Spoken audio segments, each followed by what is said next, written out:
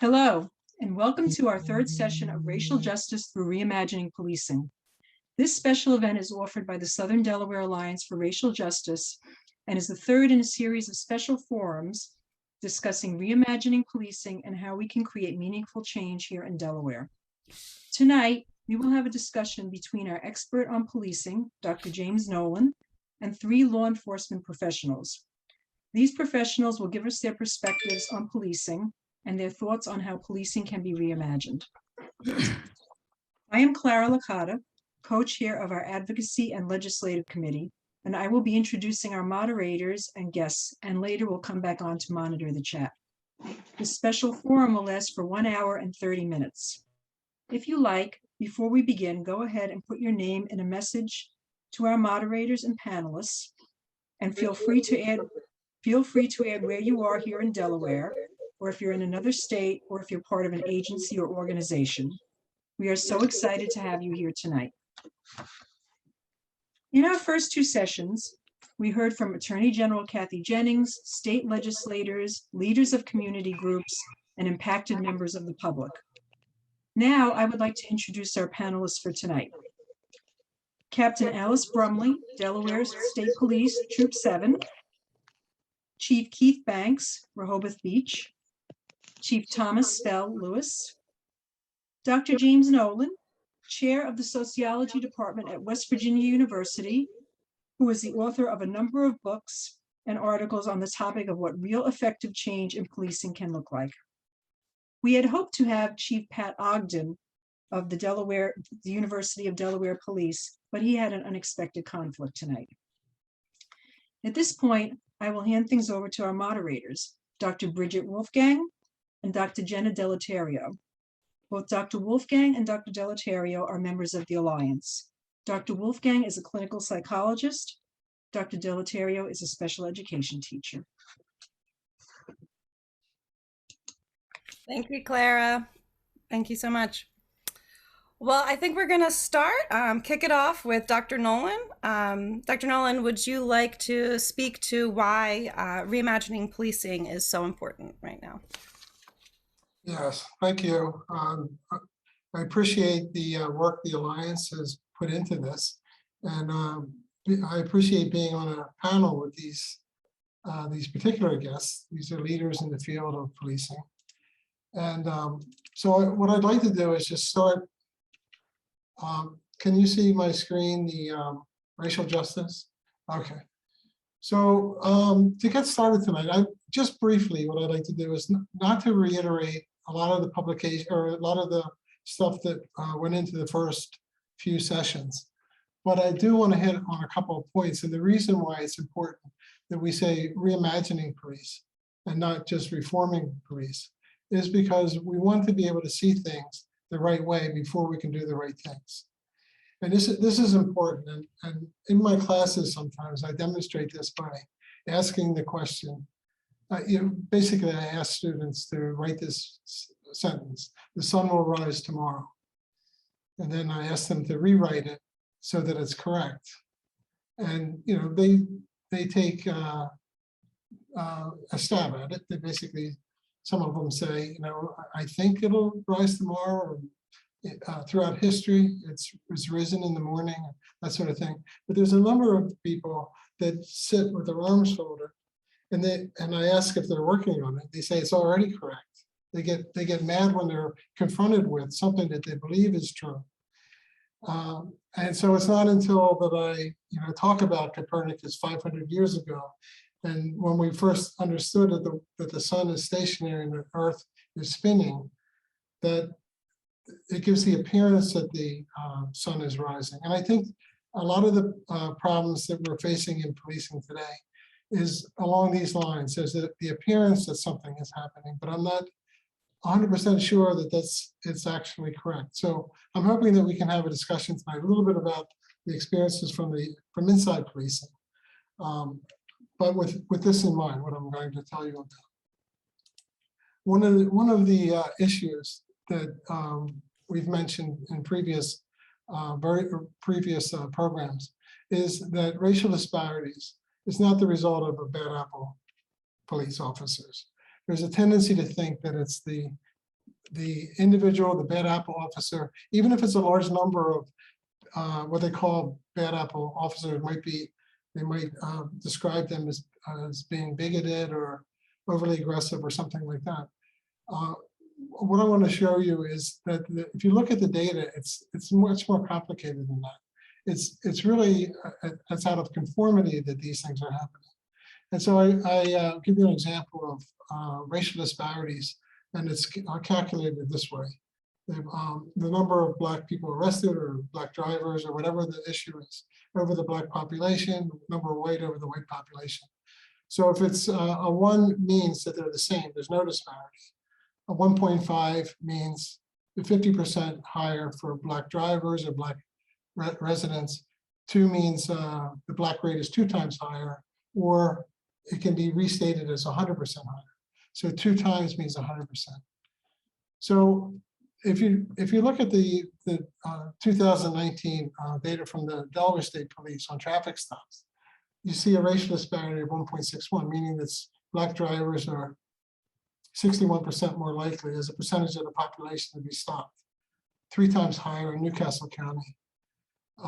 They're more likely to get tickets, and they're almost 3 times in Newcastle County and statewide more likely to be searched once stopped. They're also, if you look at the Newcastle County Police and Dover and Wilmington, the 3 larger police departments, these same sorts of disparities exist there. These disparities also exist in arrests. From the FBI statistics, you see that the total arrests are almost 3 times higher for Black residents in Delaware, 5 times more for weapons, 3.5 times more likely for drug offenses, and 2.5 times more likely for disorderly conduct. In the city of Wilmington, it's even more drastic than this. So, so the idea is that these disparities are not just the result of bad actors, and they're not just focused on individual officers and the disposition of officers.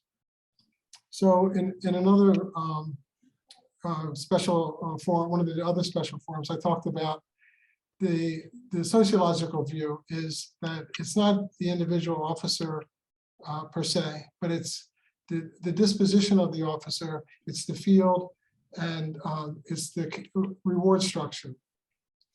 So if you look up in the left-hand corner, you sort of can understand this in a game like football, where there's a field, and the field provides the logic. So if you want to understand why people are tackling each other, you have to understand the logic of the game. Now, the logic of the game produces in players and those interested in playing well a disposition. It's a worldview, a way of seeing the world a particular way. And that's reinforced through this reward structure. Here it's represented by helmet awards. So it's this interplay of the game, the disposition it creates, the socially produced disposition, and the reward structure. The same sort of combination of things is at work with policing. That there's a field of policing. Number one is it's the law enforcement approach. It's considered a law enforcement agency. There's a police academy. People are socializing in the profession. The profession itself gives rise to a way of seeing things, a disposition, a worldview, a way of acting. Again, this is, some people say that it's the disposition is only in the person, but it's really in the person that's shaped by the field and the symbols of success. And earlier, in another episode of these workshops, I mentioned that in some departments, almost all forms of recognition are for apprehensions, like for felonies in progress or drug trafficking or those sorts of things. So why don't reform efforts tend to work? Because most police reform efforts focus on the mindset of the officer and the disposition without acknowledging the field, the game that's being played, or the reward structure, and how these things generate racial disparities and harm communities. The last thing I'll say before we open this up is that we tend to talk about police reform in a way that we miss each other. And so here's here's a way of seeing the different versions of police reform. The two columns are of the police mission. The one is the law enforcement mission. This is what exists in the field today. And we're suggesting a reimagined game where building safe, strong places is the end goal. And then there's the strategies, the law enforcement and the non-law enforcement strategies. So if you look at these this 2x2 table, you see that the maintaining is, you might wonder, why is maintaining considered a type of reform? Because most police agencies that I'm aware of, the leaders are trying to bring the department up to some standard. So there's the CALEA, the Council on Law Enforcement Accreditation. There's accountability structures like CompStat. There's measuring law enforcement outputs, and there's a professionalization of policing. That is a form of type of police reform. It's reforming a deficient agency and bringing it into a more professional standard. Then there's retrofitting. These are types of reforms where the law enforcement machine is still at work, but there's efforts to try to fix it through community policing or through anti-bias training or cameras or citizen review boards. They want to basically keep the game intact, but with some modifications that are retrofitted on the old machine.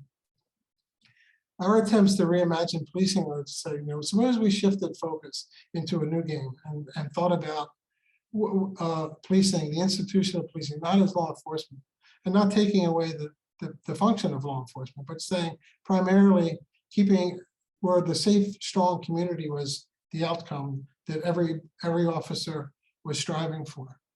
And I have two forms. Co-opting was, how do we take law enforcement strategies from the old game and bring them into the new game? And then transforming is the bottom one, is how do we create new resources? So just in closing, most reform strategies are focused on these two, maintaining and retrofitting. And we're asking and suggesting in our previous workshops have been about co-opting and transforming. So I think I'm going to end it now so we could hear from the other panelists about the types of things that they're doing. And I'm going to take notes and then we'll talk about it on the other end. Dr. Nolan, thank you for summing up from our previous sessions and just reminding us about some of the disparities, the data, and also kind of what reimagining means to you. So now we'd like to turn it over to Captain Alice Brumley. Hello, are you able to hear me now? Okay, fantastic. That was a work of technological genius by my 18-year-old, and I have been so thankful for him over the last couple of months and all that he's been able to devote to the profession here, as we've done so much in terms of electronics. So what I wanted to do, because I tend to have way too many words, and I know that we only have an hour and a half, what I'd like to do is just talk about a few of the things that I feel like I'm a little more prepared to answer questions on, and I want it to be a discussion. And so what I'd like to touch briefly upon in our time together is alternatives to police service.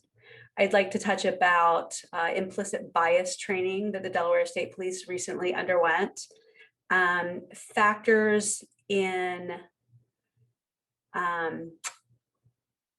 police as a profession versus a semi-profession, race and victim advocacy, and also community outreach.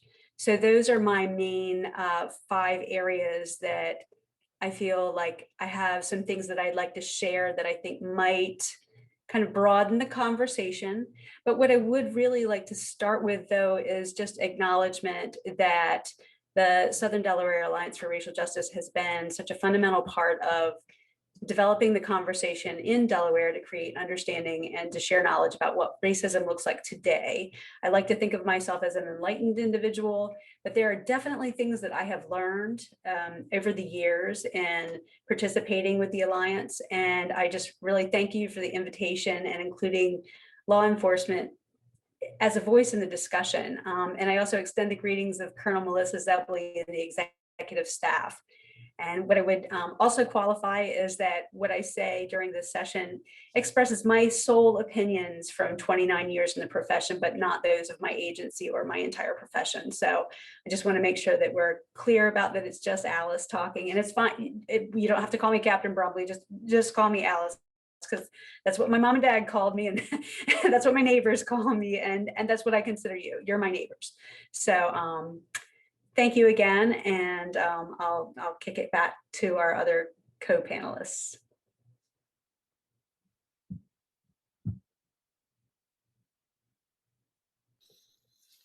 Great. Thank you so much. I did try to take notes, but I'm going to count on Dr. Nolan as having the more detailed notes to follow up on the wonderful points that you made there. Thank you. Thank you, Dr. Nolan. So I see that Chief Banks is unmuted, so we will kick it right over to Chief Banks. Well, thank you, and hello and good evening. And just like Alice, I'm just Keith, so please just refer to me as that.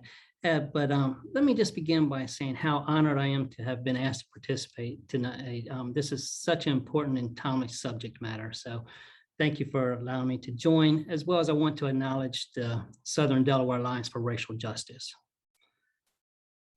You know, during the last two forums, many of the previous participants mentioned in order to make meaningful changes, everyone has a role to play, and we must listen to one another. And that's so true. And this includes everyone at the table to participate: the police, the civilians, policymakers, and community leaders. Now, I know I only have 5 minutes, so I did jot some things down, but I'll try to get through them, and I'm just looking for to expand on it a little bit later. We cannot address the debate by oversimplifying it. I truly don't believe we can. Many have called to defund and dismantle police departments, while others are calling for reform. And many others like us here tonight are discussing the third approach: reimagining policing. And what would that look like? As a police leader here in Delaware, I'm so proud of the work accomplished by so many thus far, while also acknowledging we have so much more to do in order to establish greater trust between our communities. So how do we get there?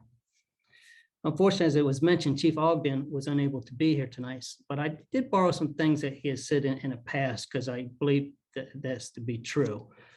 So after George Floyd's horrific killing and subsequent protests around our state and nation, many law enforcement leaders spent days meeting with advocates, legislators, and protesters in order to propose a common sense list of reforms, including myself. Moreover, Governor Carney implemented important changes via executive action, including a new integrity reporting system that just was signed and went into effect. Fortunately, for all of us, law enforcement leaders and rank and file officers up and down the state know that change is necessary. It truly is. And they want body cameras. They see the value in do not hire list of officers who are terminated for misconduct. No one wants a bad employee to work for them. And it's just simply not true. They recognize that the statewide use of force standard will benefit everyone. And they know transparency will highlight the good work of Delaware's officers, as well as so many others that work around the state to help law enforcement. That's a support. So we appreciate that. And speaking for Rehoboth Beach, we understand the importance of building trust with our communities through communication, accountability, and transparency. You have to have action, though. It just cannot be words. Long before it was legislated, our patrol vehicles have been equipped with dashboard cameras, and every full-time officer wears a body camera. We publish all citizen and internal complaints on our website, along with our resistance and response cases, which is our use of force. Through annual review boards, all resistance response incidents, vehicle pursuits, and departmental collisions are reviewed as they need to be and put out there. We utilize a personnel early intervention warning system to fulfill our responsibility to evaluate, identify, and assist employees who exhibit signs of poor performance, behavior, stress-related problems, and so on. As I mentioned earlier, no one wants a bad officer out there on the street. So if they need help, we want to do that. Additionally, our policies, long before it was made into law, we barred chokeholds here in Rehoboth Beach. We realized that that wasn't necessary. Sorry. I am proud to serve such a diverse community here in Rehoboth Beach. Our agency's mission, if you don't know, is to promote cooperation and understanding among locals and visitors alike, as well as we work together to build a safer and more accepting community for all. And again, that's just not words. It's easy to put that down, but are we practicing? And I'm so proud of the work we do with the LGBTQ plus community, where we train together, we advocate together, we are events together. And quite honestly, we exchange ideas, cell phones, so we can reach out and make those calls in the middle of the night or whatever the case may be if there's an incident going on. So we have to culture that in all aspects of what we're doing. There has been discussions about reframing the police in a more limited and appropriate role. This is another area that I think we all can work together to accomplish, because there's not a police chief anywhere that I know of that would not like to give their officers more training.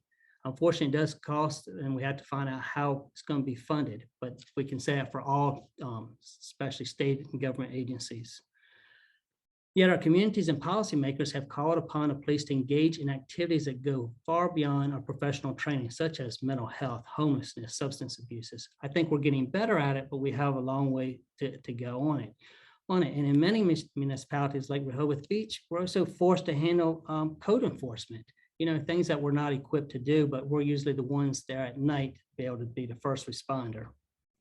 A lot of times when new laws are enacted by our policymakers, it falls upon the police to enforce them again, or how to even enact to figure out how to go about it, with little guidance. So that is an area that we need to work on. And many times the assumption is the police are the answer to every problem, which we all can agree upon. That's why we're here tonight too, that's just not always possible. So I realize I'm at my 5 minutes, I'm probably over, but if I could just briefly, I would like to add, so you get a little insight more about me. I've been with an organization called People's Place in the state of Delaware here for about 8 years. I've actually been the president since 2019. If you're not familiar with People's Place, that's actually a premier provider of human services in Delaware in all 3 counties. And their goal is to assist communities providing high quality services that promote dignity, empowerment, independence, safety, and self-sufficiency. So I'd be glad to sit down and talk more about that, because I think that plays a big role in what we're discussing. But as I said, I'm way over my time, so I look forward to a further discussion. Chief Banks, thank you so much for that. And I think you did a nice job of, addressing that there are different approaches. I liked that you said the third approach, was the reimagining. And I think you gave good insight into all that police officers have on their plate. And it's so much. And so thank you for explaining that. Where do you think that some of the reforms kind of align with what Dr. Nolan, his diagram of like the different types, where do you think that those align? Well, I think we have to sit there and communicate better. We have to be out there on foot. In Rehoboth Beach, I'm very fortunate because we have a lot of foot patrol because we're a small community and we had the boardwalk and things. So it's a little bit different in Rehoboth, but it's just better communication. It's working with our advocates, get to know each other, and realize that there's other things, there's alternatives to arrest. Here in Rehoboth Beach, along with the state, we've actually, most of our minor ordinances have been decriminalized, and it's come more like a civil citation, almost like a parking ticket that people still have the right to take it to court if they want to, but again, therefore, you're not giving somebody a criminal record for just coming down on vacation or whatever and doing something bad. And that wasn't always the case down here. I believe in my department in mediation a lot. That's another reason why I got involved with People's Place, because we work with the Attorney General's office, defense attorneys, and say, you know what, somebody just had a bad night. Let's see if we can't just work this out and just make it go away if somebody had shoplifted something minor or disorderly conduct and things. So I think it's just thinking outside the box to know that you can resolve issues without making an arrest. Is it a domestic? Okay, let's get them to the appropriate services. Do we need to make an arrest all the time? Yes, in some cases we absolutely have to, but maybe it was just a heated argument. There was no signs of physical violence and all that, and we make sure we get the counselors and the help that people need without putting them being quick to say, we don't have the time and we're just going to arrest someone for disorderly, because we used to do that. And I'm so happy that we no longer do that. So there's a lot more. I'm not sure if I've answered your question, but that is a big thing for me, is just open up that discussion and realize there's alternatives. Thank you. And now we'll pass it over to Chief Spell. Thank you, Jenna. Can you hear me all right? Yep. So I didn't coordinate with Keith today on this, and or Alice, but we all kind of are saying a lot of the same things. But again, my name is Tom Spell. I'm the current police chief for the city of Lewis. You know, I've had the pleasure of serving the public as a police officer in the state of Delaware. I'm dating myself, but since 1988, when Detective Nolan's hair was a little bit shorter than it is now. In Wilmington, I spent 25 years in Wilmington as a patrol officer, community policing, bike officer, a detective, and then in numerous supervisory positions. After retiring from the city, I had the unique opportunity to become initially the assistant superintendent and then superintendent of the Ferris School for Boys outside of Wilmington, which is obviously Delaware's only adjudicated youth facility in the state. It was a great experience, gave me a different perspective, and I got to see our young people in a different setting. 2016, I was lucky enough, my wife made me move to the beach, and then I shortly thereafter became the police chief in Lewis. Like Keith and Alice, I want to thank the Alliance for including us, the three of us, in this hugely important discussion. The Alliance has been a great partner in Lewis, a great partner in Sussex County and the state of Delaware. And if memory serves me, was kind of ahead of the curve in exploring a lot of these topics over the past several years. If I could, I want to use my time, and it won't even be the whole 5 minutes, but to scratch the surface of three different things and give, as Alice said, my perspectives and my opinions only. On the need for our profession to reform, or I'll say be reimagined, if that makes Dr. Nolan happier. The need to train our employees a little bit differently, and how I measure success in Lewis. So first of all, the need to reform. I would say that I agree, the policing profession is pretty slow at reform. That's not in our wheelhouse, it's just not. Reform is hard, and police are a tough group. I think we all understand that and agree with that. Some of us, there are a few that are unwilling, some that are trying to protect our culture. But as a whole, I really believe that the Delaware law enforcement community has shown and will continue to be willing to change, even if it's not as quickly or as completely as some would prefer.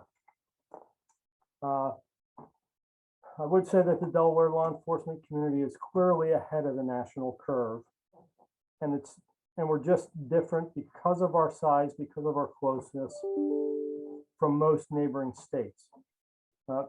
Obviously, we have problems. Obviously, we have issues that need to be corrected, and I haven't met a law enforcement professional yet that's not in favor of correcting them. So Dr. Nolan mentioned accreditation in his one slide. Currently, Delaware has either 48 or 49, depending on the day, police departments, 12 of which are currently nationally accredited, and 16 that are in the process of becoming accredited. So that's almost 60% of our state's departments are showing a willingness to change and to enhance our profession. Through the accreditation process, we're providing our employees with constitutionally sound model policies and procedures that provide for the best practices in our profession. And most importantly, we're all doing this with our communities and our citizens' best interest in mind. As Keith said, we've shown a willingness to change. We're in favor of the mandatory body-worn cameras. We are definitely in favor of the mandatory electronic recording of people in custody. We're in favor of the Criminal Justice Council collecting and reporting complaints made against officers, and obviously publishing a decertification list. I think we're all in favor of reducing the space that police occupy in society. Obviously, the use of force overhaul and the banning of chokeholds we're in favor of. And that's just a few. If I could, I'd quickly like to address my thoughts on police training and kind of where we've been and where we're going. As a police chief, I think my biggest challenge is appropriately balancing the mindset of my staff from warrior to guardians of our community. You know, we come, you know, the whole warrior guardian mindset, we come by that mentality honestly, and in some aspects, that's not a bad thing. Our lives and the citizens and the lives of our citizens can depend on that mentality and being able to have both and switch from one to the other pretty quickly. You know, I look back and I think I put a comment in the chat on the first session that I think Dr. Nolan saw. Since 9/11, our police departments nationally have been focused on counterterrorism, on active shootings, and we've done a whole lot of training around those events. Listen, they are important and they are horrific, and we need to be ready to deal with them. But I guess personally, I would say, has the pendulum swung a little too far? I think, in my opinion, the answer is yes. We've swung to the warrior side, and I don't want to say we forgot about it, but we didn't do enough of the guardian side and the building of communities. We need to train our officers, both current officers and new officers, much more in the role of being guardians. We've made some big strides in doing this. A lot of the reform efforts have led to this, but we've become more focused on CIT training. In October, Lewis, through the Lewis Police Foundation, is hosting a county-wide de-escalation training through the Department of Justice Cops Office from Washington, D.C. You know, implicit bias has been trained pretty extensively around the state. Listen, it's not enough. I get that, but I'm confident that we'll continue to take those trainings to heart and make sure that they are valued in the law enforcement community. The last thing I just wanted to mention was I think Claire had asked, you know, maybe we were interested in defining success. Listen, Lewis is a great place to be a police officer. There's no doubt about that. We have the lowest crime rate in the state. Sorry, Keith. And our officers have done a great job building relationships with our community. So I would define success simply by the overall safety we provide. Everybody wants to be safe, and we provide that well. But also we build strong bonds with our businesses and our citizens and our HOAs. We reach out. The number of arrests and tickets we issue doesn't define any of our success. And to be honest with you, I think that is pretty rarely used in most Delaware agencies nowadays. So I'm sure everybody listening understands that or realizes that our chosen profession is definitely a difficult one. A high percentage of our interactions with the public are during times of crisis. Being stopped for a traffic violation, being arrested, or being a victim of crime is really stressful for people, and we understand that. We really do. What's most important to me as a chief of police is that during all these interactions, we act professionally, we treat people with respect and understanding as we do our jobs to keep our community safe. Additionally, I would say Lewis and the Lewis Police Department has done a great job at community policing, and our efforts are very robust and successful here in town. We demand that our officers positively, and most importantly, in a non-enforcement capacity, have interactions with our citizens and our businesses. You know, we use the tools such as daily foot patrols, daily citizen contacts, daily business contacts to build these bonds, and we've been really successful. You know, I wish instead of the term community policing, you know, it's just something somebody created, but what it really is just proper policing. And we need to get back to that because that's the things we have to do to be valued and trusted by our community. And again, I just want to say thank you to the Alliance for the invitation, allowing the three of us to, you know, state some thoughts and then obviously answer some questions. What I really want everybody to know is that overwhelmingly, your key police department administrators in the state are really progressive, and we're interested in making our profession better and more valued by our community. Every day we come to work, we strive to do the best we can to serve all of Delaware's citizens. Thank you.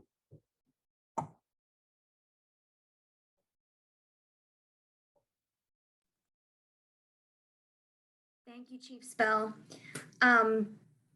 Something that has kind of come up among the three presenters tonight is, you know, the idea of community policing. So what does that look like?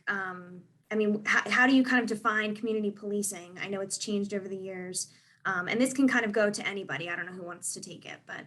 I define it as proper policing. Like I just said, the term community policing has kind of evolved or made up over the years, and it's kind of been lost in the profession. In my opinion, it's just properly policing your community by being out there, being involved, being known, building those relationships long before you ever need them, you know, because it's the right thing to do as guardians of our community. Keith mentioned the mission statement, I guess, of Rehoboth. And Lewis, it's pretty similar. Our job isn't to supplant our citizens, but it's to work in concert with them to reduce crime and provide a safe environment. And that's kind of, you know, my take on community policing. There's a lot of different ways we achieve that. We do the foot patrols, we do the contacts, we visit HOAs, we do all that on a daily basis. And that's the kind of things that, in my mind, are important. But it's proper policing, not just community policing. Sorry, I won't say that anymore. No, Tom, I would have to agree with you. I really like that as proper policing because I too, you know, I have to get out of my office every day. I enjoy talking to people, getting out with the community. And I ask my officers to do the same thing, which they do. We're very fortunate. We work at a beach resort. So, you know, why not get out and walk and be on a boardwalk? But I think it's important to build those relationships, as I said. So if something happens later at night, you know who to contact. They're comfortable with you. You're not just, it's not the first contact they've ever had. So that is, I agree totally what Tom is saying. And I guess it's a little bit different maybe for our area, but it's things that we're doing all the time. I'm here in Rehoboth Beach. We have over 150 events that we are involved in throughout the year. So a lot of times we're there handing out things, interacting with the public. And that's important, again, because as it's already been mentioned, when you have a car stop or something's going wrong, it's very stressful for everyone involved. A lot of times it's their first time they've ever encountered a police officer. So we have to make sure that we're doing it the right way. And how can we do that is being out and being seen and just engaging just one-on-one way before something happens to them. So they feel comfortable coming up to a police officer and asking for help if they need it, or even if it's just to start a conversation with.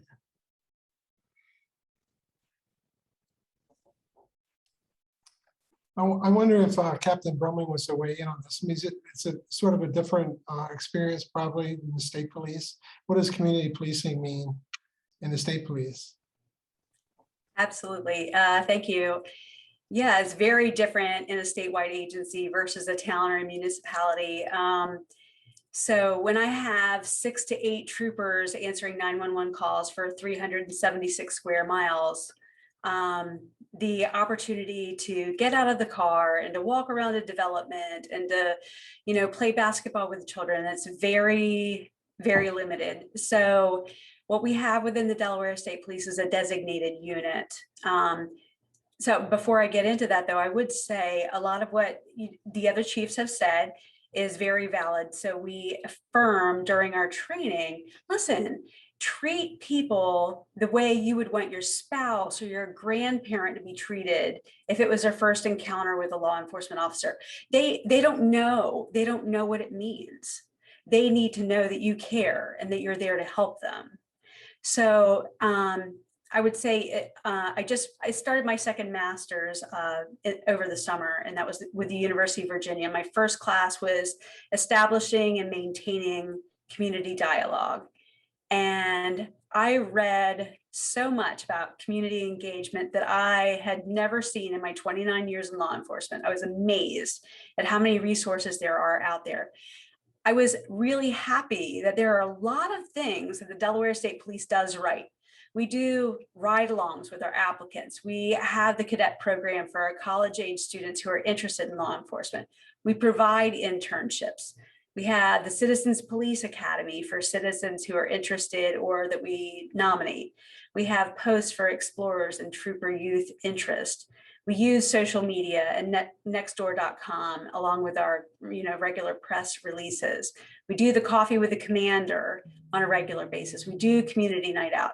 We go to the homeowners associations. We have the annual honorary troop commander pairings where, not only do individuals who are leaders in the community learn about law enforcement, but we in law enforcement take leadership lessons from people from completely different disciplines. And we get to take those back to our troopers, and it's so valuable. We still do the community night out. We still go to the homeowners association meetings. We have the Council on Police Training statewide, which oversees police decertifications that does include civilian membership. So there are a lot of things that we do right within the state of Delaware when you look and you compare to the rest of the nation. But as we did our readings, and I had to challenge myself individually at my troop and look at my own agency. There are some things that we have not adopted. And one of those was called a front porch lineup. And I was really curious about what that was. And I said, okay, in a statewide agency, like going to a minister's home or a community leader's home and having not like the shift briefing where you're going through confidential details, but just having that, hey, what's going on with you? And here's what's happening in your area. I thought, okay, another way to reimagine that is in a statewide jurisdiction. Let me go to my criminal hotspot. And what about the bus stop for the kids? Parents are bringing the kids to the bus stop and they have to pick them up from the bus stop. That's a captive audience. They have to be there and they're curious and they want safety in that moment. So maybe that's a way to do that. Now I haven't implemented it yet. It's a brand new idea, but I'm just saying that's a completely different approach that we can take. Another thing from the readings, regularly translating our materials into second and third languages. We've advocated with First Aid Community Action Agency when they've had things within our troubled communities. Hey, we know that we have a Spanish population here. Why don't we do this in both languages so that everyone feels included? Or if there's also Haitian, let's make sure that we include everybody, because that, within a minority community, there's this sub-minority community that feels so marginalized. And because of their fear of police, they may not know that they're welcome, or they may feel all kinds of apprehension. So, and then the third thing that I learned from that particular course was, and I knew about it in advance, was formalized peer bystander intervention training. And I know at my troop, I have seen time and time again, as I've watched videos from detention resistance or I've watched videos from pursuits, I have seen senior leaders without any training intervene to say, you're in a high stress situation. I've got this. You step back and breathe. I've got the defendant. The defendant has me now. We're neutral to each other. The two of you are not engaged. And so I'll take care of that transport. I'll take care of that prisoner processing so that we de-escalate the situation in a maximum way. So those are the things in community policing. I mean, some, not all. I could go on and on, but just a highlight. But I appreciate that question. That's really insightful.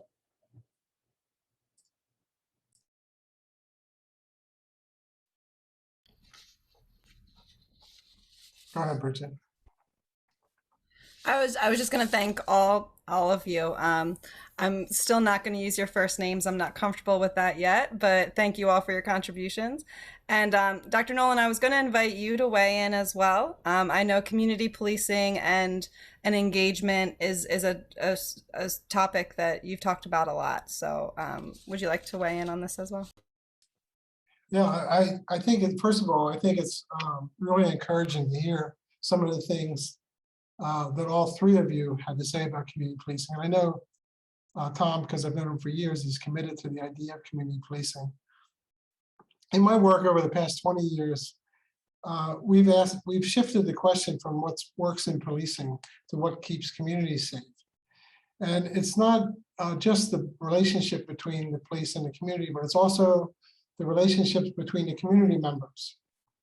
And in a reimagined policing that uses community policing ideas, there's been an attempt to see how building relationships within the community based on problem solving and those sorts of things can actually change things in terms of violence and crime and that sort of thing.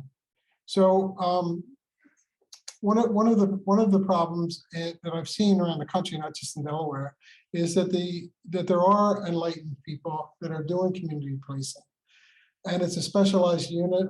But the real police are the law enforcers. The real police are the ones that are on the SWAT team, jumping down, coming out of helicopters and kicking in doors.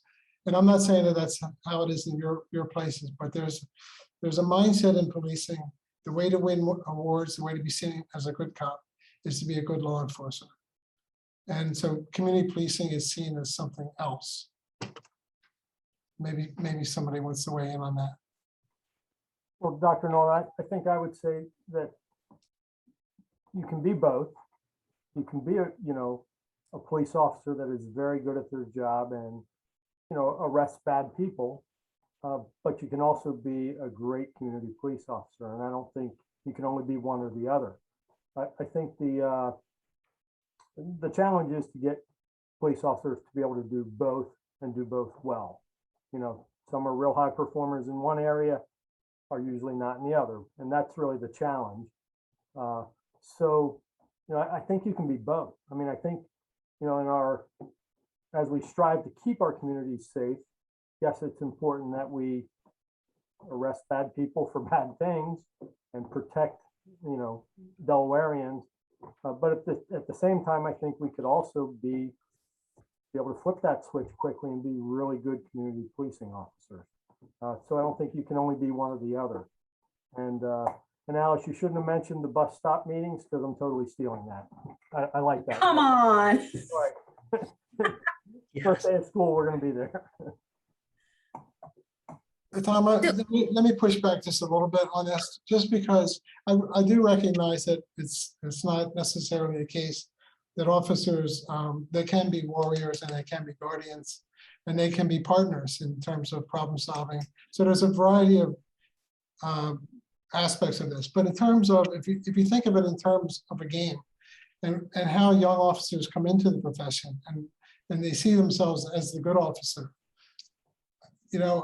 in terms of the law enforcement approach to policing, it nurtures this sort of warrior or even guardian in some sense mindset that we're here to protect the community, as opposed to we're here to work with the community to protect itself. It may seem like a small difference, but it's the relationship building, it's the networking and resource building within the communities that actually makes it safe. It's not just the police community relations that seem to matter. And so I wonder if, any of you, I know Tom's feeling on this, Chief Banks or Captain Brumley. Captain Brumley, you mentioned the community dialogues and those sorts of things. It's still a matter of like, toward what end? We have the dialogue, but why is that a better process than law enforcement or guardianship or something like that? Yeah, for us, it's all about attaining the ultimate desired result for the community and for us, and that is the improvement of the feeling of safety from fear in your own home, in your green spaces around your home, and realizing the resources that are there for you. And I appreciate what you've said about the line level officer getting there. So within the state police, obviously, a very different agency. Again, one of the things that I personally have done, and I've seen kind of trickle down from throughout other troops, is that, the troops have to see what the leadership is doing. So your symbolic presence is important. And so I started very early going to like the first state community action agency meetings, which had a lot of the helping agencies, like whether it's social services or public health or, the Breast Cancer Alliance, or, the numerous helping agencies that actually can help us do our jobs. And I learned so much that I was able to transmit to my troopers.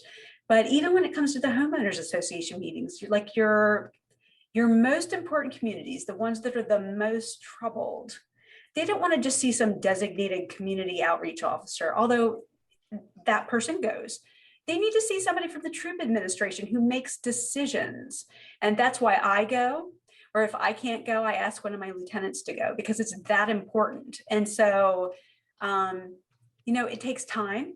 It won't happen instantly, but that's exactly what we're looking for. Thank you. Chief Banks, do you want to weigh in? Well, yeah, I would just, for us, it starts right at the beginning, at the hiring process, and what do you want for your community, and what should it look like? Like, why are they getting in this profession? Is it to serve the public? And if so, what does that mean to them? And also, we see that through our cadet program, our mentoring programs, so we can try to bring on people that has our same philosophy and all that. But I will agree with you, is how you frame the question. And we're here to work with our communities, because I think a lot of us are already trying to do that and moving in that direction. We don't always communicate well enough that this is what we're doing in-house. So we revert back to what we've always said before. And because you're absolutely right. We cannot do our job anyway without the community's help, and they have to be comfortable enough to approach us. So it is rephrasing the question, and it is for us at the academies, when we're through the hiring process, this is what we expect. This is what we want to see. And that's why, especially here in the smaller towns, that we can get out and do that foot patrol and get to know everyone. One, and say, what can we do to help you today? And a lot of times it's just staying out of their way, and we're just making sure they understand we're here if they need us. Can I tie in something that I just read in the chat that I think aligns with kind of the guardian warrior discussion, but the question is, what are the measures of effectiveness, measures of success to evaluate police interactions? Complaint evaluations of police officer interactions? At a tactical level, are officers only evaluated on the number of calls they answer, arrests made, tickets issued? Is Delaware using any mechanism to capture positive police interactions? Is there a mechanism to evaluate an officer's ability to generate a positive outcome for a victim or complaint? If an officer's proficiency is not tied to his ability to make successful positive interactions within the community, and arrests and citations are the only metric, it's hard to change behavior. Looking at this from a voice of a customer perspective, is there any discussion on capturing the input, evaluation from an incident from a caller's perspective on that officer's ability to de-escalate, communicate effectively, build rapport, resolve or inform about an issue? Can I say me? Can I go first? Can I go first? Sure. So I think what's really important to realize is, I know Dr. Nolan had mentioned early on about officers getting awarded for the number of things that they did and getting those rewards immediately. And what I think it's important to realize is now in the 2000s and even in the 1990s, it wasn't about the number, it was about the quality of what you were doing. And so you got an award if you had a superior quality investigation, you went above and beyond, you went like 3 extra steps. And so, and then also some of the things that we're looking at is not just the number of traffic arrests, or not just the number of criminal arrests that you're making, but what about your youth contacts? What about your, let me get rid of this thing that's in the middle of my screen that won't go away. No, I don't want this. Go away. Sorry. What about the number of youth contacts you're making? What about the number of crime prevention checks? In other words, your people who are out on foot. What about the number of business checks that you're doing? So, you know, as an agency, sure, we're looking at your crime clearance rates versus, and also the drops in offenses, and then comparing those to national and neighboring agencies. But on an individual basis, you know, even some of our Trooper of the Year nominations have been based on community outreach efforts. And I think particularly of Master Corporal Kevin Mack. You know, he was somebody who was more than 2 years ago, and I'm trying to think because we didn't have a ceremony last year. You know, he ran into somebody who was in need of public service, but then he realized it was an underlying need and he paid for something. I think of Corporal Pat Jackson at Troop 7, and he was working with some of the youth in West Rehoboth, and his shoes were blown out. And he's like, dude, why are you wearing like such ratty shoes? He's like, because my mom doesn't have any money for them. And so he went over to the outlet and he told them, I want to get some shoes for this kid who needs them. Can you give me a bargain? He's like, sure. So they gave him like a half price. And this trooper out of his own pocket, you know, paid for these shoes and gave them to the kid. And so those are the kinds of things that are really meaningful. And I would add too, no, I just, because I want to be really transparent about like where we can improve. And this is Alice saying this. So First Aid Community Action Agency also did some surveys of some of our communities in need about their feelings of safety in their homes and in their neighborhoods, and if they felt, you know, treated fairly by police. And I would have loved to have had better results than we did. And it wasn't all of the community, it was just part of it. But part of it, I thought too, you know, as you know, a academic, I would have loved some more concrete wording, because I think some of them were like double-barreled questions and maybe we could have done better. And then the other thing we look at is our customer satisfaction surveys. So we do those both with our civilians, like our victim services specialists, but also with our troopers. And so I don't want to take too much time. I want to give time for our other panelists to respond to that. But yeah, measuring success, like we've done really, really well in Delaware in a lot of things. There's always room to improve, and that's why we're talking tonight. Same thing goes in education, I'll tell you that. We're focused on test scores a lot, and I often wonder if that's really the outcome that we're trying to focus on. Exactly. I would say in Rehoboth, what we do is we evaluate our officers more often. It's 4 times a year. It's because I think a lot of times you wait to the last end of the year, you do an evaluation on an individual, and you just remember what just recently happened, because we don't do a very good job documenting year round. But with that being said, Ed, what we're looking for isn't the arrest numbers. Yes, that's going to play a part of it. And as said earlier, the management will look at those and all, but we award and give you know, points and things to how many visits have you had with a business, how many positive comments. At all the events we have, we hand out surveys and we take those back. So that's what's important, especially in town like Rehoboth Beach that has so many visitors. That's our livelihood. So we're out there almost branding ourselves and say where we can improve that. From our standpoint, the officers out there are more just to be observed, to help out where we can and stuff. But I think it's just keeping a check on the officers, make sure their philosophy is in line with what we want out there. And it's, again, it falls to us as administrators to let them know what is expected, and what's expected in Rehoboth Beach and many of the areas up and down the state of Delaware is getting out of vehicles, is talking with everyone out there, our public, that the people that we serve, and it's not about arrest. And like I said, that number continually goes down. In Rehoboth Beach, when I first started, on nights the cell area would be filled up with adults as well as juveniles.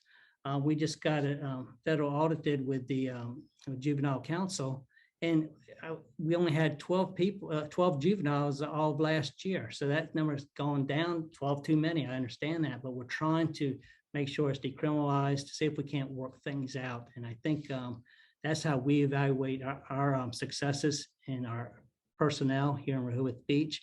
It's definitely not with numbers. There's no incentives for that, so there's no need to have a lot of arrests. To me, if somebody's doing something wrong, yes, you need to stop them and address it, but move on.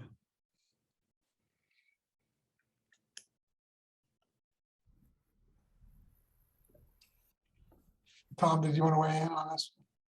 Well, no, I would just say in Lewis, we obviously, every month we track a variety of metrics. And most important to me, and I think to the people we serve in Lewis, are the community engagement metrics. Hopefully there'll come a time where you don't have to set expectations, but we're not there. So we set expectations for our officers to meet a certain number of foot patrols, number of business contacts, number of property checks, all those core community policing tools that we use. And we evaluate that closely and obviously have discussions if they're not met, and and praise those that meet and certainly exceed them. Wonderful. Thank you. You guys all have so much valuable insight to add, and I really appreciate it. I do think one thing we just want to make sure of is that these discussions are also not talking about things as though they're a one-off. So I'm hopeful that that's part of this as well, is that when we talk about community policing, or when we talk about all these really inspiring things that you guys are discussing tonight, that we're not kind of assuming that this is a one-off of the main approach of law enforcement, and whether or not we use law enforcement and policing as necessarily interchangeable or not. That could be a separate question. But I'm going to pivot to a question that I have in the Q&A here. It says that Dr. Nolan presented the slides on the disparity between racial lines. Why are the numbers so different? How do you address this issue, and what efforts are being made to build trust in those specific communities?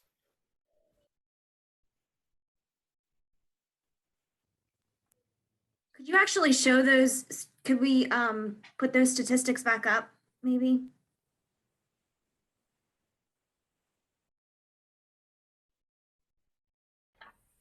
Dr. Nolan, are you able? Yep, wonderful, thank you.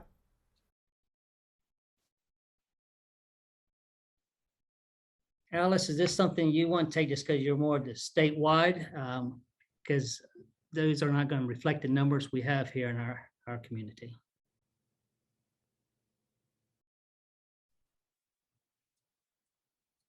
So one of the things that I can say is that we do have our policy on professional traffic stops and making sure that we're not racially profiling. I used to, in fact, instruct that course. So we know that there are some things that are different. And so, for instance, when we have our governor's task force doing probation checks in a troubled area, and we know that they are in particular looking for violators.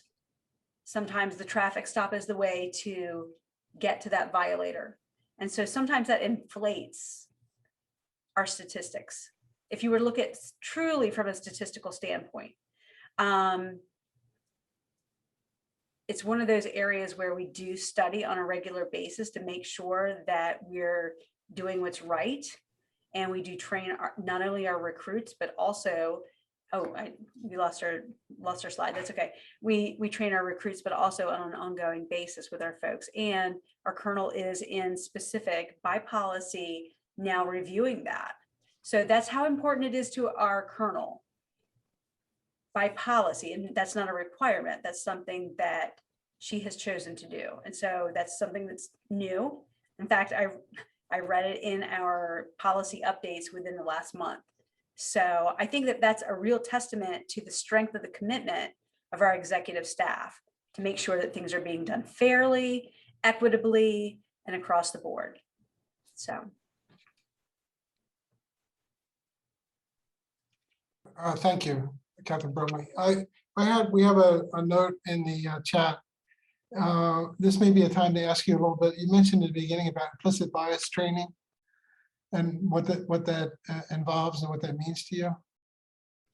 Another good question.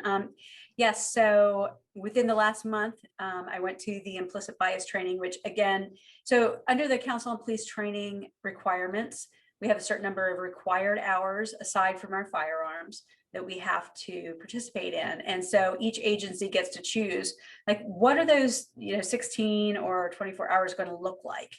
And our executive staff said across the board, implicit bias is going to be half of that, which I think, again, is a tremendous statement to the public as how important this is, not just to the public, but to internally. Like, what does this mean? We had a very high quality trainer, a retired FBI agent who also is an instructor at the University of Virginia. It's one of the most engaging trainings I've been at. Very engaging, very case scenario specific. And at the end of the day, we did have some video examples of some other agencies, which I think all of us were just appalled when we saw. But really it came down to ethics. We all grow up with a certain lens. Like even I'm a white Christian female, and so I see things differently than a Jewish male or a homosexual Black female. And so, and even as a mother, there are things that I will see in a house if I were going to a crime scene as a parent that somebody who's single might not see. So there are certain lenses that we see the world through, but just really helping us to look at different case scenarios and say, okay, what's the right thing to do here? And then, okay, then the presenter twisted one thing, whether it was the age or the circumstance or one other factor. And then we're all like, oh, hell no, sorry. So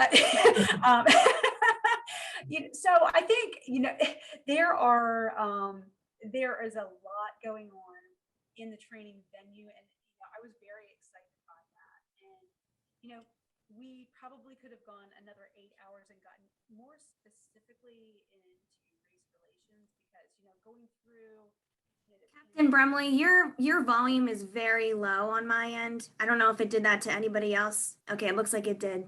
Okay, is that better? Not really. No, okay. I may have lost something here, sorry. Any better? Yes. Okay. So I mean, we could have probably gone another 8 hours specifically related to race relations. And I would have been excited to see that, especially during, going through all the protests and the pandemic. We had a lot of really pointed conversations in-house about what is it like for you as a minority officer? And this, like, all of us are horrified by what we saw with George Floyd, white, Black, or any other color. Like, this is not how we do law enforcement in Delaware. Like, it's unconscionable. And now we're taking not only like hard words, but people throwing rocks at us and other things, because of something somebody did in another state. So how are you doing? How are you doing? And then they're having these conversations we never would have had before about, like, oh yeah, I went into this community and I was being of service and I was being cut down by another African-American because, oh, you're Uncle Tom, what are you doing? Like, doing a white man job. And I'm like, oh my God, are they really saying that to you? Because as a white woman, I would never envision saying something like that.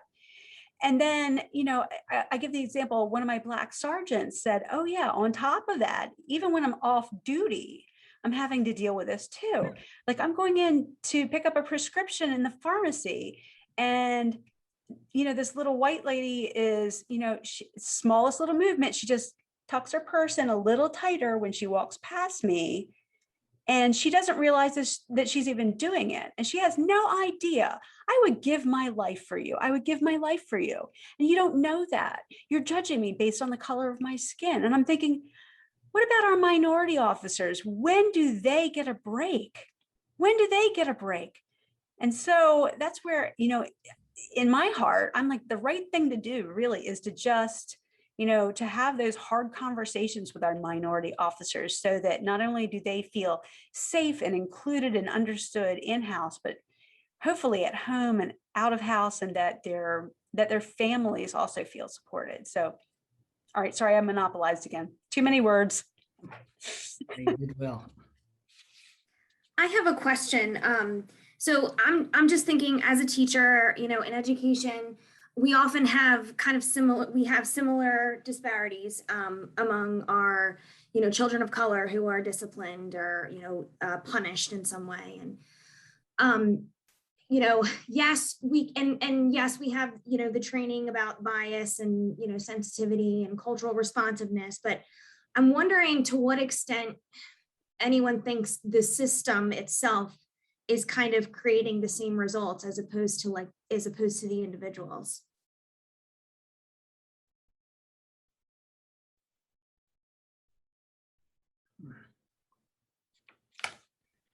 From my perspective within the state police, I really have to focus in on the role of race and victim advocacy.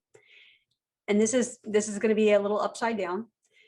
But so where we have a lot of focus on, and I know there's been a lot of attention on mass incarceration, and are we being too hard on the offenders? So my situation is a little upside down within one of my more challenged communities, and that is, so there's a lot of gun violence, homicide, I shouldn't say a lot, but disproportionate amount of aggravated assaults and homicides and drug offenses in that area. And people are being victimized over and over again. But we have those silent victims, the silent victims being the families that feel like they can't stand up, they can't say anything. I mean, we can talk about Crime Stoppers and anonymous crime reporting and that sort of thing. But it's just really important to realize that when we arrest people for what seems like a victimless crime, there are people who are relieved that somebody is removed from their community, that their children feel safe, and that they feel safe. And perhaps the other two can weigh in on this. No, I would echo what you said. We have to remember the victims, obviously. And there are a lot of people out there that won't come forward and say how they're exactly feeling. But with that, we are looking at bail review, bail reform. I think just from our dialogue that's going on in our community, we realize there needs to be some change and all, and we have to sit there and make sure that's equal and try to resolve the problems the best we can without an arrest in a lot of the cases. And I think that's what you're hearing from all of us tonight, and you will hear that up and down the state here in Delaware. There are a lot of people working on this, our legislators, our advocates, as we're all working together, our policymakers, and law enforcement. As I said, it takes all of us working together to do this. So do we have ways to go? Absolutely. But I really, truly believe in my heart that we're moving in the right direction. As Tom said a little earlier, that in law enforcement, we're slow to move at times, but we know we have to make that change. And quite honestly, just within the leadership that I hang out with, I'm not hearing complaints. I'm not hearing a lot of pushback and things. They understand that. Maybe we're coming at a different approach, but at the same time, we're willing to move forward. We know it has to occur, but it's a welcome change. So many times people think that we're against everything. It's us against them. Well, that's going about it the wrong way. We're here to work together and listen to what our community wants. And obviously, we've heard with all the different protests and movements and the horrific killing of George Floyd, that there needs to be change, and we're willing to make that change. Yeah, Keith made a strong point that I was going to say. It's about changing the paradigm, just thinking differently and with a different end goal in mind. And, how we get there is what this discussion is all about. And I totally agree with both Tina and Captain Brumley. I mean, this is one of the things my research is focused on. These steady rates of racial disparities, or in some communities, steady rates of shootings. In Wilmington, there's a quasi-stationary rate that happens there. And there's an assumption that it's the bad actors that are responsible. And of course, the person who decides to shoot is ultimately responsible. But I think it's a false idea to assume that it all starts with that decision. That there are places where there's high rates of violence. There are places that there are high rates of drug abuse, domestic violence, and all of these things. And these things are structured in a certain way that if you repeat the same year over and over again, you're going to get the same rates of these things happening, unless you make a significant change, not a small change, not a tweak, but a completely different way of doing things. And I think for me, it's what's going on in policing generally. Again, not just in Delaware, but there's the emphasis on this law enforcement approach. I mean, this is a common language that this institution is for law enforcement. And although arrest isn't the ultimate end in all cases, like Chief Banks says, that there are alternatives. What are those alternatives and how are they going to be measured? I think it was Bridget told me about, you gave me an example of where in the parent literature, that spanking turned out spanking is not a good thing for kids. So the parents stopped spanking and the kids became incorrigible. And so they said, see, we should have spanked them. But it's not just stopping spanking, it's also starting something else. So if you back off and say it's not just law enforcement that we do, what is it that we do and how do we measure it? How do we measure success? Did we make a place safer and stronger? Or what are the outcomes with Reimagining and how do we measure this? And I think most of this discussion, you've talked about those things, but I wonder if anybody else has anything to add.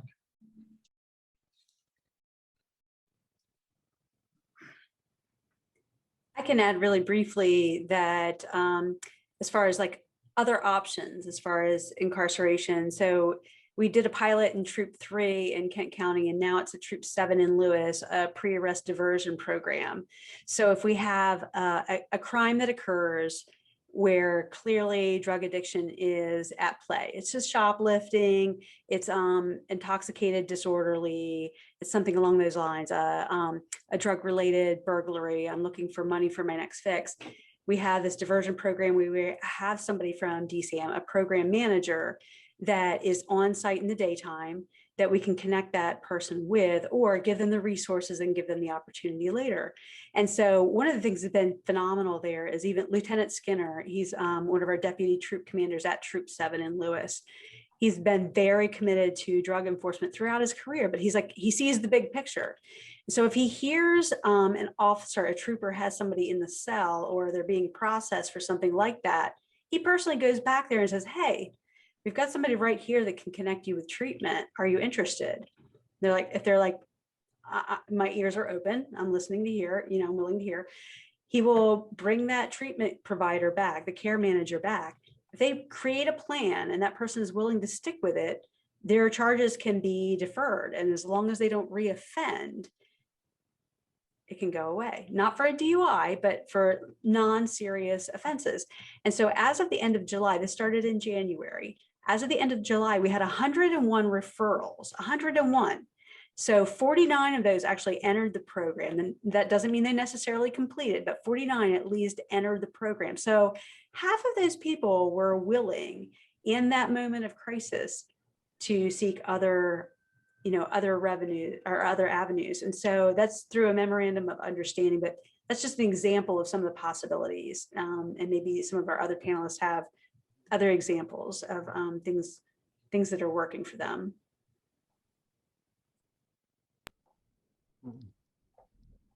Thank you, Captain Brumley. Chief Banks or Chief Spell, would you like to weigh in real quick on that? Tom, if you want to go ahead, not to punt that down here in Rehoboth Beach. Again, it's just a smaller community, we obviously get large swell up in the summer months and things. We're always working with counselors and trying to, again, I feel like I'm saying the same thing over and over, but we're really taking steps to say, what can we do to solve the situation versus having an arrest? And our statistics will support that. So it is a little bit different. I certainly commend the program Alice was just talking about. I know upstate Newcastle, they're doing that too with great success. And quite honestly, that should be something that we're implementing statewide. Yeah, I agree. And Lewis, we use a lot of diversion programs, especially for our juveniles. I think Keith, you said you had 12. I think we had 4 last year. So our numbers are very low. And alternatives to arrest are obviously preferable, especially when you're under 18. And we go to great lengths to solve those problems in non-arrest manners, whether it be get the families together. If a kid damages some property, we try to resolve that without arrest. It's just, it doesn't help. There's no benefit in that, and it's just so much better when, I think that goes to Dr. Nolan's point. That's how you build, strong community ties, is when you utilize the skills we have to get those community members to work together to solve a problem like that without an arrest, and it pays huge dividends down the road. And I think earlier comments about the relationships with communities is so vital here, because if you're providing a link to services, that's wonderful. But if the direct interaction with police and a community member is combative or triggers a fear response or a panic response, there's a higher, I would just think, there's a higher likelihood of an altercation or something that would lead to, I think Dr. Nolan has presented resisting arrest as like the most common reason for arrest at least in Wilmington, with some of the statistics I've seen from Dr. Nolan. So working to I think we try to put forth with the Alliance to kind of bring community and police together. We really want what's best for communities, especially communities of color, Black and brown communities, and what's best for police, so that police aren't in the receiving end of a resistance, and also that communities can say, oh good, the police are here to help. I think that's something that this conversation is aiming to do. So I thank you all. And also that these conversations aren't to say, who's right. It's just to further the discussion to what's right? So everyone is trying to get to what is ultimately right, what is ultimately going to build safe, strong communities. I would like to let this conversation continue. I do want to ask Dr. Nolan, I think you have a slide that discusses how communities can move through different stages. And I, from mental health's point of view, would love to someday retire where mental health is no longer needed at the level that it's needed. And I imagine a lot of police officers would like that as well. So Dr. Nolan, would you like to present that?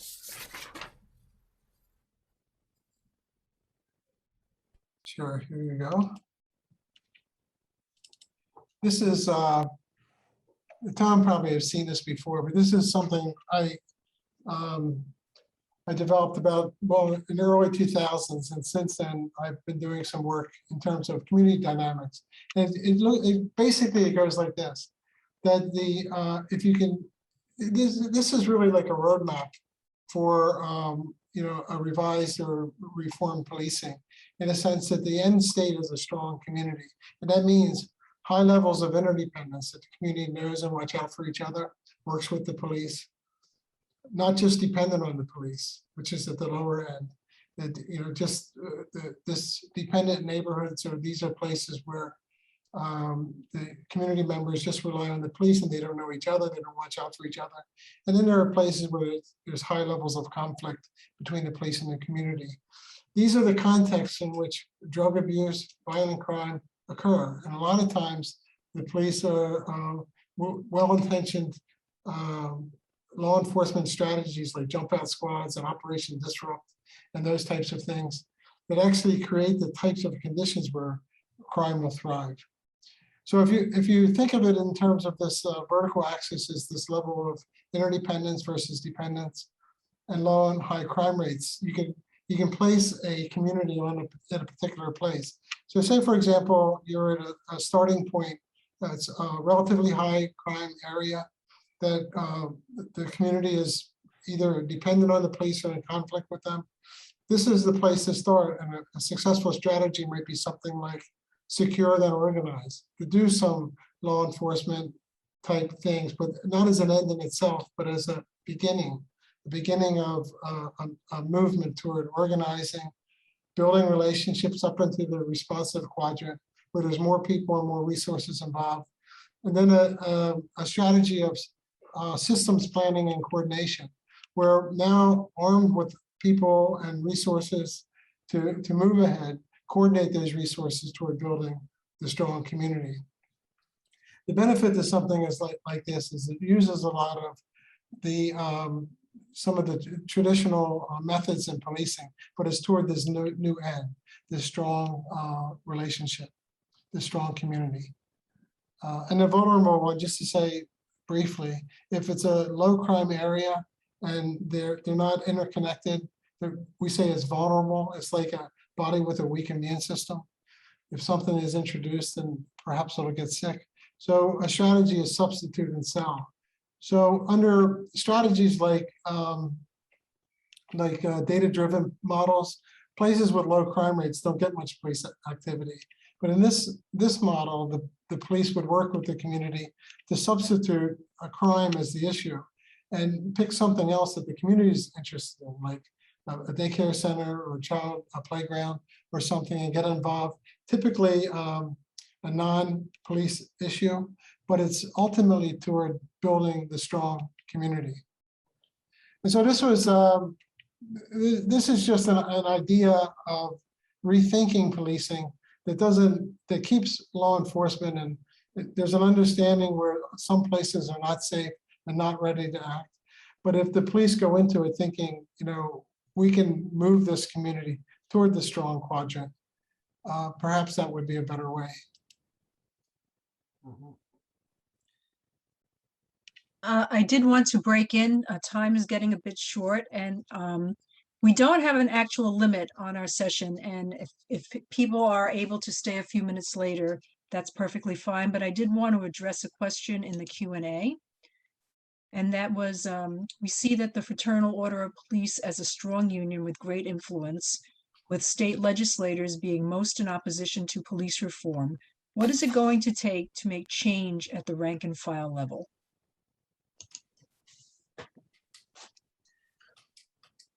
The chief spell thinking as his head goes back and forth. Sorry, my nonverbals. Yeah, it's going to take some time. It's going to take conversation. It's going to take hard work.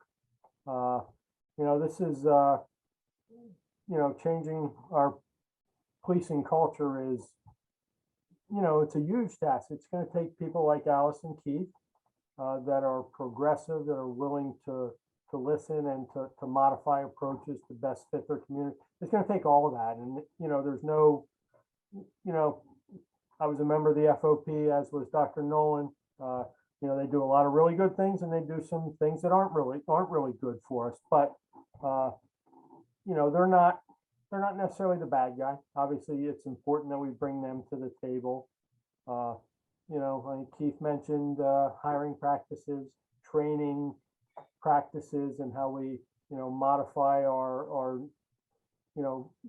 training in the future to be more guardian-like, to be more community-oriented. Those are all usually important soft skills that we don't train enough on. And so the question's a good one. I just can't, there's no one solution. It's a whole lot of that same old stuff, and a whole lot of, in my opinion, these continuing discussions to get, to get our frontline police officers in that state of mind that it's not a war. There's no war. It's not a war on drugs. It's not a war on crime. It's good, committed police officers doing the job that their community wants. And that's my take, No, as Tom said, it's just going to take time. Unfortunately, that is the truth. But the one thing, it starts with leadership. And, I go out all the time. I'm almost like a broken record here because I really truly feel that every encounter is an opportunity to learn a little bit about ourselves. And we have to sit there and take that opportunity to look at ourselves. And then afterwards, or even on scene, what can we do differently? How could we improve? And I think it's just self-awareness. And I think then that piggybacks off to, that's the public's going to see what we're doing, and the legislators are going to understand what we're doing, and they're going to get that change. But it does take time. Again, I think we're all moving that way, especially here in Delaware. I just can't say how proud of the departments I am. And Dr. Nolan, I certainly agree with building those strong communities and how to get there. And sometimes we do forget as leaders to go to the communities that's not having too much trouble, because we're focusing on the areas that are a little bit are having more trouble and stuff. So again, that's why this discussion is so important for all of us to get refreshed. I'm so excited just having a conversation today. Can't wait, believe it or not, it's been a long day, but I can't wait to get back to work tomorrow and discuss with my employees, the staff, what we talked about. I have a final question. Is reimagining the same as reform? And what are kind of our takeaways from today? Well, I think it is different. And I think reimagining for us is the slate is clean. We can sit there and try many things. Why limit ourselves? We have to sit there, as Dr. Nolan said earlier, we're here to work with our communities. We want to make people feel safe and all that, but at the end of the day, that's not always our job. Yes, by enforcement, if you see a crime, you want to solve those crimes. But majority of people are good citizens, never had any encounters, and we have to remember that when we're out there in the public. So I think with reimagining, let's think outside the box. What can we do to talk about reform? How we can better relate to our citizens? And it's not us against them. And so I think it is different between reform and reimagining. Yeah, I agree.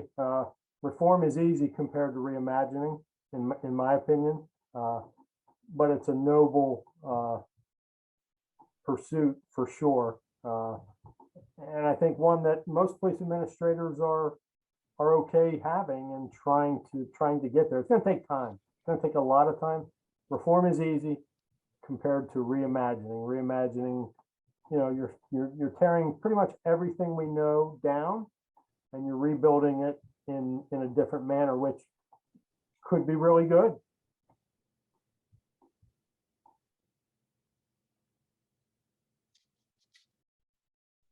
Did you want to add anything, Captain Brumley or Dr. Nolan?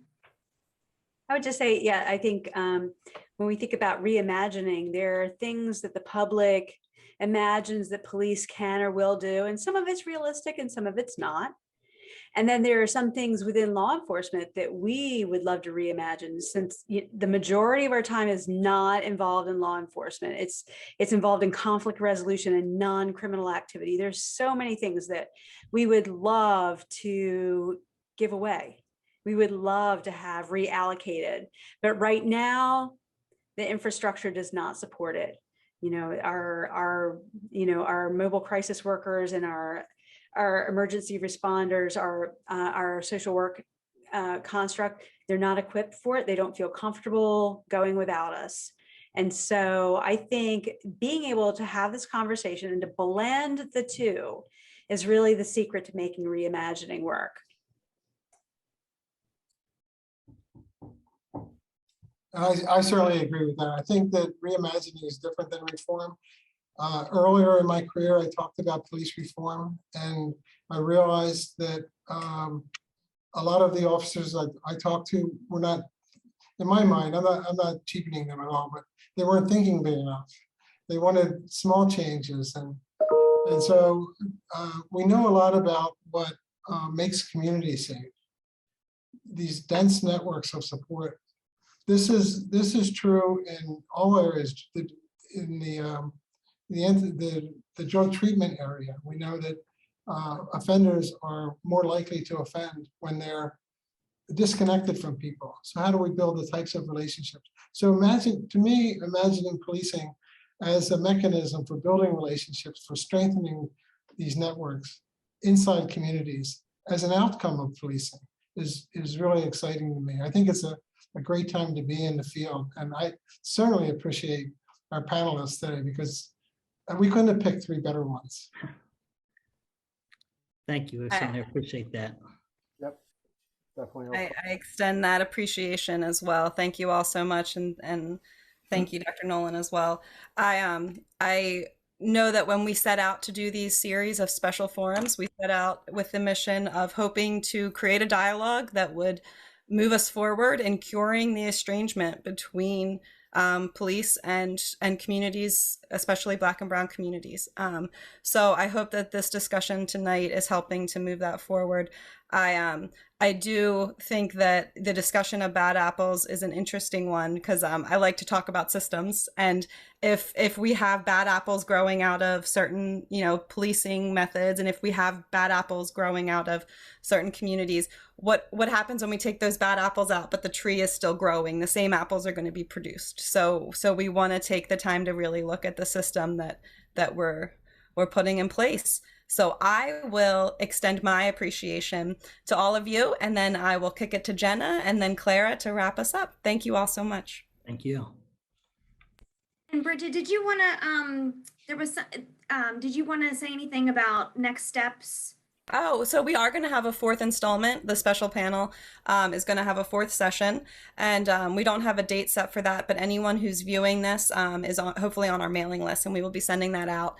And if anyone is interested, we would like to kind of gauge any interest if there were the opportunity to move this discussion forward and have a training or a workshop, something centered around this discussion tonight or some of Dr. Nolan's research that he presented, if there would be interest. And if it doesn't speak to your specific police group, if there are any in the state that you guys think would be interested, we would like to know if the interest is there. Thank you. Well, with that, I think we will wrap it up for tonight. It's been a great discussion. I want to echo what everybody else said. We could not have had three better panelists. You all were engaged and thoughtful. And I think, you're helping to advance the discussion along.